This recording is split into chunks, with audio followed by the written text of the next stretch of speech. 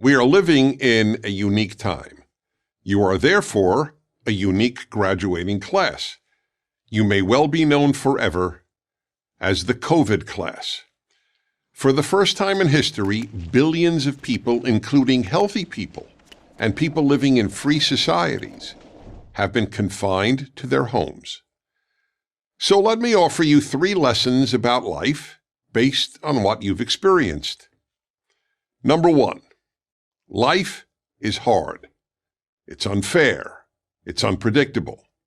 Until now, most young people, at least in the West, did not appreciate how true this is. You've been living in a time and place in which so many of life's hardships have been overcome. You've probably lived a healthier, safer, and freer existence than almost any young people who ever lived before you.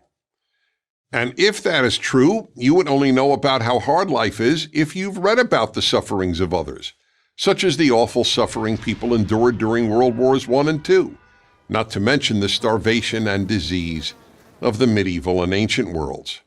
Because of the hardships caused by the coronavirus, including the shattering of millions of people's livelihoods and dreams throughout the world, you've come to sense how hard life is.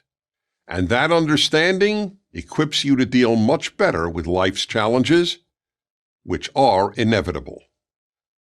Number 2, always be grateful.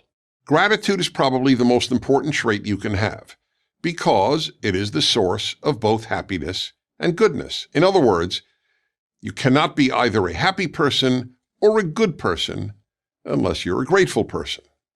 Unfortunately, most people don't learn how important gratitude is until it's too late. I'll bet this makes a lot more sense to you now thanks to the coronavirus pandemic. How often have you thought of the good old days when you could go to a restaurant with friends or to a sporting event or concert or visit a relative you love? But were you grateful for those things when you were able to do them? Probably not. So now make this promise to yourself. I will not wait until I lose the good things in my life to be grateful for having them. Or to put it another way, adopt an attitude that has guided me all of my life. If nothing's horrific, life is terrific. Most people wait for something wonderful to happen to be happy. My view has always been that instead of waiting for something great to happen to be happy, I will be happy until something awful happens. Number 3, freedom is fragile, very fragile. The ease with which most Americans acquiesce to the removal of many of their most basic rights, even if you agree with that removal, should take your breath away. At the very least, it should make you realize how easily any government can take away people's most elementary freedoms. This happened around the world, but I single out America because no country has been so free for so long. America, more than any country, has symbolized liberty. That's why France gave America and no other country the Statue of Liberty. Yet people living in states with fewer deaths from the coronavirus than from car accidents acquiesce to living under house arrest, except to get food or medicine, being barred from walking outside with more than one other person, and being barred from walking their dog without wearing a face mask. Remarkably, they acquiesce to all this as they watch their life savings, their family business, or their job disappear. Now again, you may agree that this should have been done even in states with almost no deaths due to the coronavirus. I don't, but that's not the issue here. The issue is how easily modern governments can become police states.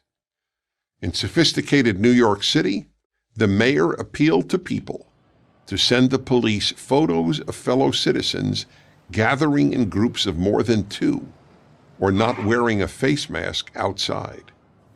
You may think all this was reasonable, but what is to stop governments from doing such things when you don't think it's reasonable? If there are any silver linings to the coronavirus shutdown of the world's economic and social life, one would be the opportunity to learn life-enriching lessons. So I offered you 3. Life is hard. Always be grateful. And freedom is fragile. I'm Dennis Prager.